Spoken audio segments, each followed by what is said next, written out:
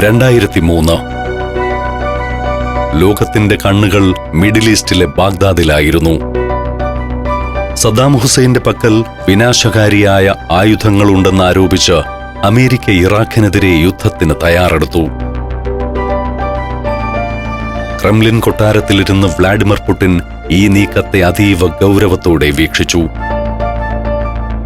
9/11 ഭീകരാക്രമണത്തിന് ശേഷം അമേരിക്കയ്ക്ക് നൽകിയ എല്ലാ പിന്തുണയും മാറ്റി നിർത്തിക്കൊണ്ട് പുടിൻ ഇറാഖ് യുദ്ധത്തിനെതിരെ അതിശക്തമായ നിലപാട് സ്വീകരിച്ചു. ഒരു രാജ്യത്തിനെതിരെ സൈനിക നടപടി എടുക്കണമെങ്കിൽ ഐക്യരാഷ്ട്രസഭയുടെ രക്ഷാസമിതിയുടെ അനുമതി ആവശ്യമാണ്. റഷ്യയ്ക്കവിടെ വീറ്റോ അധികാരമുണ്ട്. എന്നാൽ രക്ഷാസമിതിയുടെ അംഗീകാരമില്ലാതെ തന്നെ അമേരിക്ക നടത്തുന്ന നീക്കം അംഗീകരിക്കാനാകില്ലെന്ന് പുടിൻ നിലപാടറിയിച്ചു. ഐക്യരാഷ്ട്രസഭയെ നോക്കുകുത്തിയാക്കിക്കൊണ്ട് അമേരിക്ക നടത്തുന്ന ഈ നീക്കം ലോകക്രമത്തെ അരാജകത്വത്തിലേക്ക് നയിക്കുമെന്ന് പുടിൻ വിശ്വസിച്ചു. ഫ്രഞ്ച് പ്രസിഡന്റ് ജാക്യുസ് ചിരാക്കും ജർമ്മൻ ചാൻസലർ ഗെർഹാർഡ് ഷ്രോഡറും പുടിനൊപ്പം ചേർന്ന് അമേരിക്കയുടെ നീക്കത്തെ അപലപിച്ചു. ഇത് പാശ്ചാത്യ രാജ്യങ്ങൾക്കിടയിൽ വലിയൊരു വിള്ളലുണ്ടാക്കി. ലോകശക്തികൾക്ക് മുന്നിൽ തല ഉയർത്തി നിലപാട് പറയാൻ കഴിവുള്ള നട്ടെല്ലുള്ള നേതാവായി പുടിൻ മാറി.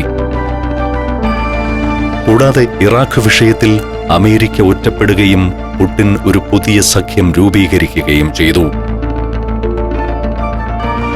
2004 റഷ്യൻ പ്രസിഡന്റ് തെരഞ്ഞെടുപ്പ് വ്ളാഡിമിർ പുടിന്റെ രാഷ്ട്രീയ ജീവിതത്തിലെ ഏറ്റവും വലിയ വിജയങ്ങളിലൊന്നായിരുന്നു. 2000 ലഭിച്ചതിനേക്കാൾ വലിയ ജനപിന്തുണയോടെയാണ് അദ്ദേഹം 2ാം തവണ അധികാരത്തിലെത്തിയത്. ഈ തെരഞ്ഞെടുപ്പിൽ പുടിൻ നേടിയത് 71.31% വോട്ടുകളാണ്. ഏകദേശം 49.5 ദശലക്ഷം ആളുകൾ അദ്ദേഹത്തിന് വോട്ട് ചെയ്തു. അദ്ദേഹത്തിന്റെ തൊട്ടടുത്ത എതിരാളിയായ കമ്മ്യൂണിസ്റ്റ് പാർട്ടി സ്ഥാനാർത്ഥി നിക്കോളായ് ഖാരിറ്റോണോവിന് ലഭിച്ചത് വെറും 13.7% വോട്ടുകൾ മാത്രമായിരുന്നു. എന്നാൽ 2ാം ഊഴത്തിൽ പുടിൻ ലക്ഷ്യം വച്ചത് കേവലം ഭരണമായിരുന്നില്ല, മറിച്ച് റഷ്യയുടെ ഓരോ കോണിലും തന്റെ അധികാരം എത്തിക്കുക എന്നതായിരുന്നു. ആ തീരുമാനത്തിലേക്ക് പുടിനെ നയിച്ചത് ലോകത്തെ തന്നെ ഞെട്ടിച്ച ഒരാക്രമണമായിരുന്നു. 2004 സെപ്റ്റംബർ 1 റഷ്യയിൽ വിദ്യാലയങ്ങൾ തുറക്കുന്ന വിജ്ഞാന ദിനം. പുതിയ സ്വപ്നങ്ങളുമായി അണിഞ്ഞൊരുങ്ങി കുട്ടികൾ സ്കൂളിലേക്ക് എത്തുന്ന ദിവസം. വടക്കൻ ഒസേഷ്യയിലെ ബെസ്ലാൻ എന്ന കൊച്ചു നഗരത്തിലെ 1ാം നമ്പർ സ്കൂളിലും ആഘോഷങ്ങൾ നടക്കുകയായിരുന്നു. എന്നാൽ ആ ചിരികൾക്കും ആരവങ്ങൾക്കും മുകളിലേക്ക് ഒരാപത്ത് കടന്നുകയറാൻ പോകുന്ന കാര്യം ആരും തിരിച്ചറിഞ്ഞില്ല. രാവിലെ കൃത്യം 9:30 ട്രക്കുകളിലെത്തിയ 30ഓളം വരുന്ന സായുധരായ ചെച്നിയൻ ഭീകരർ സ്കൂൾ വളഞ്ഞു. വെടിയുതിർത്തുകൊണ്ടവർ 1000-ലധികം വരുന്ന കുട്ടികളെയും അധ്യാപകരെയും രക്ഷിതാക്കളെയും സ്കൂളിലെ സ്പോർട്സ് ഹാളിലേക്ക് തള്ളിക്കയറ്റി. ഹാളിനു മുകളിൽ ബാസ്കറ്റ്ബോൾ ഹൂപ്പുകളിൽ ഭീകരർ ബോംബുകൾ കെട്ടിത്തൂക്കി. വായുസഞ്ചാരമില്ലാത്ത ആ ഇടുങ്ങിയ മുറിയിൽ കുട്ടികളും മാതാപിതാക്കളും ഭയന്ന് വിറച്ചിരുന്നു. ഹാളിലുടനീളം സ്ഫോടക വസ്തുക്കൾ കെട്ടിത്തൂക്കി വയറുകൾ വലിച്ചുകെട്ടി അവയെല്ലാം പരസ്പരം ബന്ധിപ്പിച്ചു. ഹാളിന്റെ നടുവിൽ ഒരു സ്വിച്ച് സ്ഥാപിച്ച് അതിനു മുകളിൽ ഒരു ഭീകരൻ നിലയുറപ്പിച്ചു. അയാളുടെ കാലൊന്ന് തെന്നിയാൽ, ഒരു വയർ മുറിഞ്ഞാൽ നിമിഷങ്ങൾക്കുള്ളിൽ ആ ഹാൾ ഒരു ശ്മശാനമായി മാറുമായിരുന്നു. തങ്ങളുടെ തലയ്ക്ക് മുകളിൽ തൂങ്ങിക്കിടക്കുന്ന ആ മരണക്കയറുകളിലേക്ക് നോക്കി ആ കുഞ്ഞുങ്ങൾ പേടിച്ചു നിന്നു. ഭീകരർ കാട്ടിയ ഏറ്റവും വലിയ ക്രൂരത ബന്ദികൾക്ക് വെള്ളം നിഷേധിച്ചു എന്നതാണ്. 2ാം ദിവസം പിന്നിട്ടപ്പോൾ നിർജ്ജലീകരണം മൂലം പല കുട്ടികളും ബോധരഹിതരായി. ദാഹം സഹിക്കവയ്യാതെ ജീവൻ നിലനിർത്താൻ വേണ്ടി സ്വന്തം മൂത്രം പോലും കുടിക്കേണ്ടി വന്ന ആ പിഞ്ചു കുഞ്ഞുങ്ങളുടെ അവസ്ഥ ലോക മനസാക്ഷിയെ പിടിച്ചുലച്ചു. മനുഷ്യത്വം മരവിച്ച ആ നിമിഷങ്ങളിൽ ക്രെംലിനിലെ സിറ്റുവേഷൻ റൂമിലിരുന്ന് പുടിൻ പ്രത്യാക്രമണം ആസൂത്രണം ചെയ്യുകയായിരുന്നു. വ്ളാഡിമിർ പുടിൻ തന്റെ ഉരുക്ക് നയത്തിൽ ഉറച്ചുനിന്നു. ഭീകരർ ആവശ്യപ്പെട്ടതുപോലെ ചെച്നിയയിൽ നിന്ന് സൈന്യത്തെ പിൻവലിക്കാനോ അവരോട് ചർച്ച നടത്താനോ അദ്ദേഹം തയ്യാറായില്ല. 3-ാം ദിവസം ഏകദേശം ഉച്ചയ്ക്ക് 1 മണി.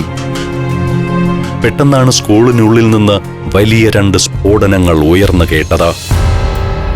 സ്ഫോടനത്തിന് പിന്നാലെ പരിഭ്രാന്തരായ കുട്ടികൾ വെടിയുണ്ടകൾക്കിടയിലൂടെ സ്കൂളിന് പുറത്തേക്ക് ഓടിത്തുടങ്ങി. കരുത്തരായ ആൽഫ, വിംപെൽ ഗ്രൂപ്പുകൾക്ക് സ്കൂളിനുള്ളിലേക്ക് ഇരച്ചു കയറാൻ പുടിൻ അനുമതി നൽകി. കുഞ്ഞുങ്ങളെ രക്ഷിക്കാൻ ആയുധങ്ങളുമായി പുറത്തുനിന്ന രക്ഷിതാക്കളും സൈന്യത്തോടൊപ്പം സ്കൂളിനുള്ളിലേക്ക് ഇരച്ചു കയറി. ഭീകരർ ബന്ദികളെ മനുഷ്യ കവചമായി ഉപയോഗിച്ചെങ്കിലും ഒരു വിട്ടുവീഴ്ചയ്ക്കും പുടിൻ തയ്യാറായില്ല. ഭീകരവാദികളെ പൂർണ്ണമായും ഇല്ലാതാക്കുക എന്നതായിരുന്നു അദ്ദേഹത്തിന്റെ നയം. അതിനിടയിൽ സംഭവിക്കുന്ന കൊളാറ്ററൽ ഡാമേജ് അഥവാ നിരപരാധികളുടെ മരണം യുദ്ധത്തിന്റെ ഭാഗമായി അദ്ദേഹം കണക്കാക്കി. റഷ്യൻ സൈന്യത്തിന് പുടിൻ പൂർണ്ണ സ്വാതന്ത്ര്യം നൽകി. നിയന്ത്രണം വിട്ട റഷ്യൻ സൈന്യം ഭീകരവാദികൾക്കുമേൽ ഇടിത്തീയായി പെയ്തിറങ്ങി. സ്കൂൾ കെട്ടിടത്തിന് നേരെ ടാങ്കുകളും ഹെലികോപ്റ്ററുകളും തെർമോബാറിക് റോക്കറ്റുകളും പോലും അവരുപയോഗിച്ചു. ഭീകരർ ഒളിച്ചിരുന്ന മേൽക്കൂരകൾ തകർന്ന് തെറിച്ചു. മണിക്കൂറുകൾ നീണ്ട ആക്രമണങ്ങൾക്കൊടുവിൽ ഭീകരരെല്ലാവരും കൊല്ലപ്പെട്ടു. എന്നാൽ ലോകം കണ്ടത് ഹൃദയഭേദകമായ കാഴ്ചയായിരുന്നു. 334 നിരപരാധികളാണ് ആ 3 ദിവസത്തെ നരകയാതനയ്ക്കൊടുവിൽ കൊല്ലപ്പെട്ടത്. അതിൽ 186 പേർ പിഞ്ചുകുട്ടികളായിരുന്നു. തീപിടിച്ച സ്കൂൾ ഹാളിനുള്ളിൽ തങ്ങളുടെ മക്കളുടെ മൃതദേഹങ്ങൾ തേടി അലയുന്ന മാതാപിതാക്കൾ റഷ്യൻ ചരിത്രത്തിലെ ഏറ്റവും വലിയ നോവായി മാറി. Djibouti, Fiji, Lebanon, Ethiopia, Armenia. സഞ്ചാരം വോളിയം നമ്പർ 17. ഫുൾ HD-യിലുള്ള ഈ അപൂർവ ദൃശ്യയാത്രാ വിവരണ ശേഖരം സ്വന്തമാക്കാൻ സഞ്ചാരം എന്ന് SMS ചെയ്യൂ. ഫോൺ 9995 444 222. ദുരന്തത്തിനു ശേഷം പുടിൻ രാഷ്ട്രത്തെ അഭിസംബോധന ചെയ്തു. നമ്മുടെ ദൗർബല്യങ്ങൾ വിഘടനവാദികൾ മുതലാക്കുന്നു എന്ന് പുടിൻ രാജ്യത്തോട് വിളിച്ചു പറഞ്ഞു. പരിഹാരമായി അദ്ദേഹം മുന്നോട്ട് വച്ചത് വെർട്ടിക്കൽ ഓഫ് പവർ എന്ന അധികാര കേന്ദ്രീകരണമായിരുന്നു. രാജ്യത്തിന്റെ സുരക്ഷ അപകടത്തിലാണെന്ന് ചൂണ്ടിക്കാട്ടി റഷ്യയിലെ വിവിധ പ്രവിശ്യകളിലെ ഗവർണർമാരെ ജനങ്ങൾ നേരിട്ട് തെരഞ്ഞെടുക്കുന്ന രീതി പുടിൻ നിർത്തലാക്കി. പകരം പ്രസിഡന്റ് നാമനിർദ്ദേശം ചെയ്യുന്നവർ മാത്രം ഗവർണർമാരാകുന്ന നിയമം അദ്ദേഹം കൊണ്ടുവന്നു. വെർട്ടിക്കൽ ഓഫ് പവർ റഷ്യൻ ജനാധിപത്യത്തിന്റെ അന്ത്യമായി പാശ്ചാത്യ രാജ്യങ്ങൾ വിലയിരുത്തി. എന്നാൽ പുടിൻ പക്ഷത്തിന് ഇതിന് കൃത്യമായ ചില ന്യായീകരണങ്ങളുണ്ടായിരുന്നു. ബെസ്ലാൻ ആക്രമണം നടത്തിയ ഭീകരർ വിവിധ പ്രവിശ്യകളിലൂടെ ആയുധങ്ങളുമായി സഞ്ചരിച്ചാണ് വിദ്യാലയത്തിലെത്തിയത്. പ്രാദേശിക ഗവർണർമാരുടെ കീഴിലുള്ള പോലീസും ഉദ്യോഗസ്ഥരും അഴിമതിക്ക് വഴങ്ങിയോ അല്ലെങ്കിൽ അവരുടെ അനാസ്ഥ മൂലമോ ആണ് ഭീകരർക്ക് ഇത്ര എളുപ്പത്തിൽ അതിർത്തികൾ കടക്കാൻ കഴിഞ്ഞതെന്ന് പുടിൻ വിശ്വസിച്ചു.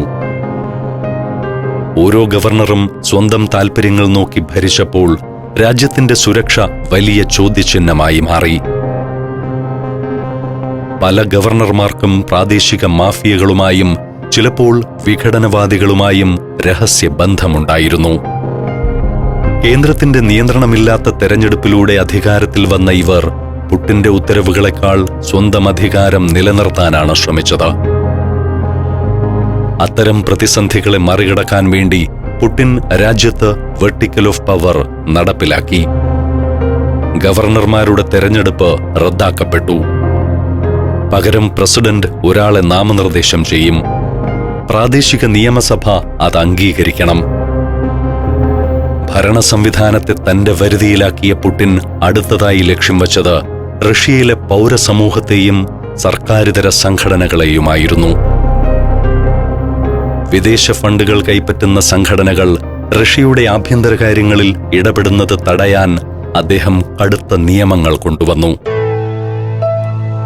ഇതിന്റെ ഭാഗമായി 2005 civic chamber of the Russian federation എന്നൊരു സംവിധാനം പുടിൻ രൂപീകരിച്ചു. സർക്കാരിന്റെ നയങ്ങൾ ജനങ്ങളിലേക്ക് എത്തിക്കാനും ഭരണകൂടത്തിന് വെല്ലുവിളിയാകുന്ന സ്വതന്ത്ര സംഘടനകളെ നിരീക്ഷിക്കാനും ഈ സംവിധാനം പുടിന് സഹായമായി മാറി. അതോടെ റഷ്യയ്ക്കുള്ളിൽ പുടിന്റെ നയങ്ങളെ പരസ്യമായി വിമർശിക്കാൻ ധൈര്യപ്പെടുന്നവരുടെ എണ്ണം ഗണ്യമായി കുറഞ്ഞു. വിദേശത്തു നിന്ന് പണം സ്വീകരിച്ച് രാഷ്ട്രീയ പ്രവർത്തനങ്ങളിൽ ഏർപ്പെടുന്ന സംഘടനകളെ വിദേശ ഏജന്റുകൾ എന്നും മുദ്രകുത്തി.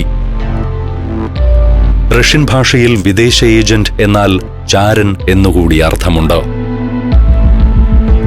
ഈ പട്ടികയിൽ ഉൾപ്പെടുന്ന സംഘടനകൾ അവരുടെ എല്ലാ പ്രസിദ്ധീകരണങ്ങളിലും തങ്ങളൊരു വിദേശ ഏജന്റാണെന്ന മുന്നറിയിപ്പ് നൽകേണ്ടി വന്നു. ഇത് ജനങ്ങൾക്കിടയിൽ ആ സംഘടനകളുടെ വിശ്വാസ്യത തകർത്തു. സ്വതന്ത്രമായി പ്രവർത്തിക്കുന്ന സർക്കാരിതര സംഘടനകളെ നിരീക്ഷിക്കാനും അവരെ നിയന്ത്രിക്കാനുമുള്ള ഒരു ഏജൻസിയായി സിവിക് ചേംബർ മാറി. ഏത് സംഘടനയാണ് ദേശവിരുദ്ധം എന്ന് തീരുമാനിക്കാൻ ഭരണകൂടത്തിന് ഇത് സഹായമായി. ഇതിലൂടെ റഷ്യയിൽ പുടിൻ പരമാധികാര ജനാധിപത്യം നടപ്പിലാക്കുകയായിരുന്നു. ജനാധിപത്യത്തിന്റെ പുറംചട്ട നിലനിർത്തിക്കൊണ്ട് തന്നെ ഉള്ളിലെ എല്ലാ ജനാധിപത്യ മൂല്യങ്ങളെയും അദ്ദേഹം നിശബ്ദമാക്കി. മാധ്യമങ്ങളും കോടതികളും രാഷ്ട്രീയ പാർട്ടികളും ഇപ്പോൾ പൗരസമൂഹവും അദ്ദേഹത്തിന്റെ കീഴിലായി. ഇതോടെ റഷ്യയ്ക്കുള്ളിൽ പുടിന് എതിരാളികളില്ലാതെയായി. രാജ്യത്തിനകത്തെ സുരക്ഷ ഉറപ്പാക്കിയ പുടിൻ അതിർത്തികൾക്കപ്പുറത്തേക്ക് നോട്ടമെറിഞ്ഞു. 2005 റഷ്യയുടെ അനിഷേധ്യ നേതാവായി വ്ളാഡിമിർ പുടിൻ മാറി. റഷ്യയുടെ നഷ്ടപ്പെട്ട ആഗോള പ്രതാപം തിരിച്ചുപിടിക്കുക എന്ന ലക്ഷ്യം മുന്നോട്ട് വെച്ചുകൊണ്ടുള്ള പ്രവർത്തനങ്ങൾ പുടിൻ ആരംഭിച്ചു.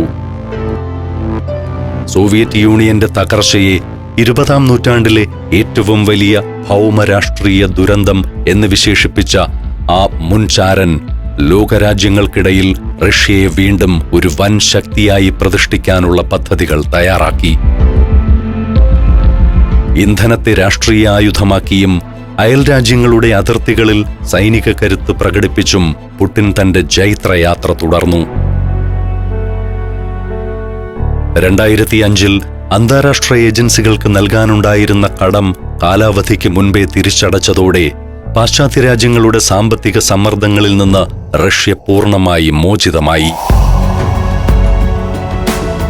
റഷ്യയുടെ കാഴ്ചപ്പാടുകൾ ലോകത്തെ അറിയിക്കാൻ റഷ്യ ടുഡേ എന്ന അന്താരാഷ്ട്ര വാർത്താ ചാനൽ ആരംഭിച്ചതും ഇതേ വർഷമാണ്.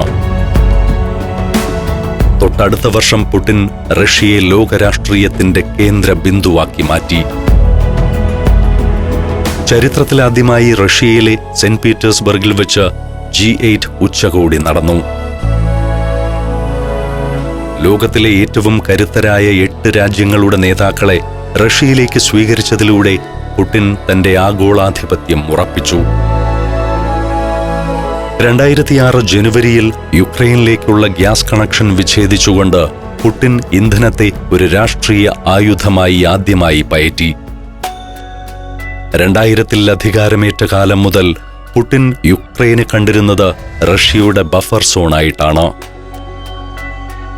റഷ്യൻ അനുകൂലിയായ വിക്ടർ യാനുക്കോവിച്ചിന്റെ വിജയം അട്ടിമറിക്കാൻ അമേരിക്കൻ ചാരസംഘടനകളും NGOകളും പണമൊഴുക്കിയെന്ന് ക്രെംലിൻ ആരോപിച്ചു.